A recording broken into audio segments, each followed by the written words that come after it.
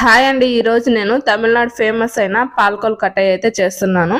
ఇది ఈ మధ్య ఇన్‌స్టా ఓపెన్ చేసినా, యూట్యూబ్ ఓపెన్ చేసినా ఇదే కనిపిస్తుంది. అందుకని నేను ట్రై చేస్తున్నాను ఎలా ఉంటదనేసి. దానికోసమని బియ్యపు పిండి తీసుకొని దాంట్లో ఉప్పు, నెయ్యి ఏసుకొని కలుపుకొని ఇలా ఉండల్లా చేసుకోవాలి. గ్యాస్ మీద పాలు పోసుకొని అలాగే షుగర్ కూడా యాడ్ చేసుకొని అవి బాగా మరగపెట్టుకోవాలి. మరిగిన తర్వాత బియ్యంతో ఉండలు చేసుకున్నాం కదా, అవి వేసుకొని బాగా ఉడకపెట్టుకోవాలి. ఒక 20 మినిట్స్ 15 మినిట్స్ బాగా ఉడకాలి. ఎందుకంటే అవి పచ్చి కదా, బాగా గట్టిపడాలి.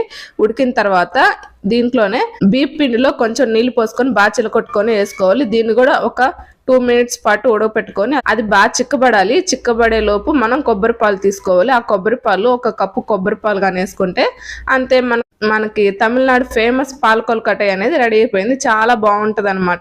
ఇలాంటి మోర్ వీడియోస్ కోసం నా ఛానల్ సబ్స్క్రైబ్ చేసుకోండి. అలాగే లైక్ చేయండి. కామెంట్ చేయడం మాత్రం మర్చిపోవద్దు. ఎలా ఉందో రెసిపీ ఖచ్చితంగా కామెంట్